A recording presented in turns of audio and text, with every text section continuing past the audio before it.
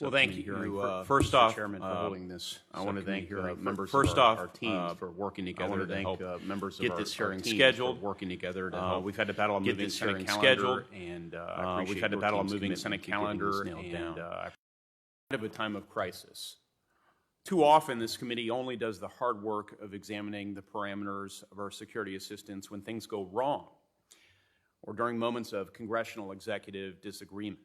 But the chairman and I work together when there have been efforts to circumvent congressional prerogatives in pursuit of an arms sale agenda that was perhaps too permissive.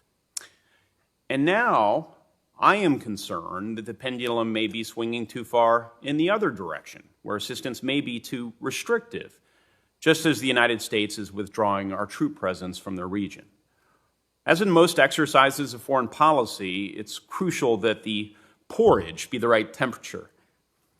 So this hearing, as I think about it, it really comes down to a question of under what conditions the U.S. security assistance enhances regional and U.S. security, and to what extent and at what cost.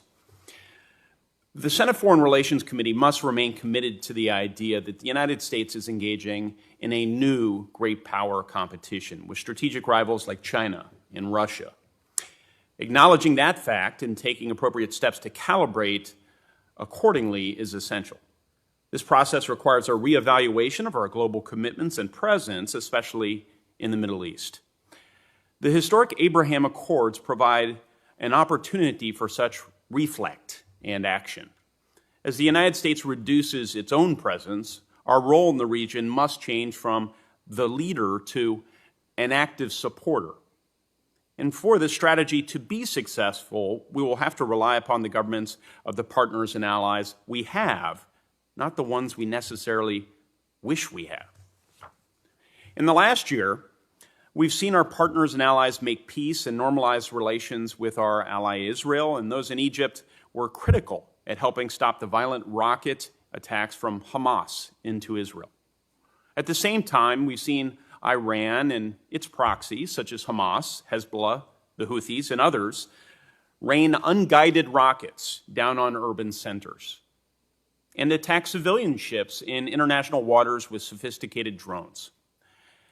This complex security environment is one which the United States can and must continue to shape for the sake of global energy and economic markets, for the sake of our enduring counterterrorism mission, and for the sake of regional stability, while denying the Middle East as an area of Russian and Chinese influence.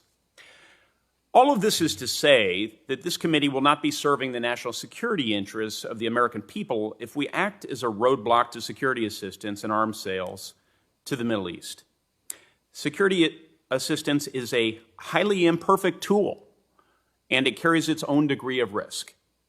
But removing it from the table or conditioning it in a way that creates insurmountable barriers or creating false choices between defensive and offensive systems undermines our ability to exert our influence in the region and provides excuses to those who will seek new sources of security assistance, sources like Russia, China, Turkey, or Iran, which do not possess our values or possess our ability and willingness to influence how arms are used. In today's hearing and going forward, we cannot put all of our regional partners and allies into the same box. We may have a strategic and diplomatic requirement to be ambiguous about some of our relations with allies around the world, but we must be crystal clear with our support for others, such as Israel.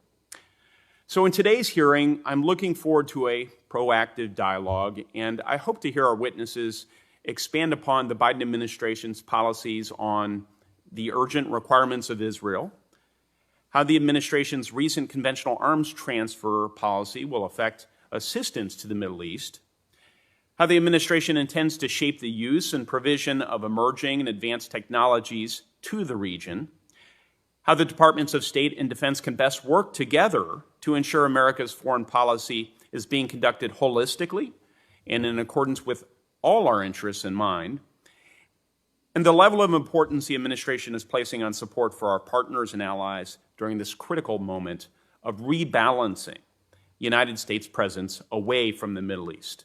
Thank you, Mr. Chairman.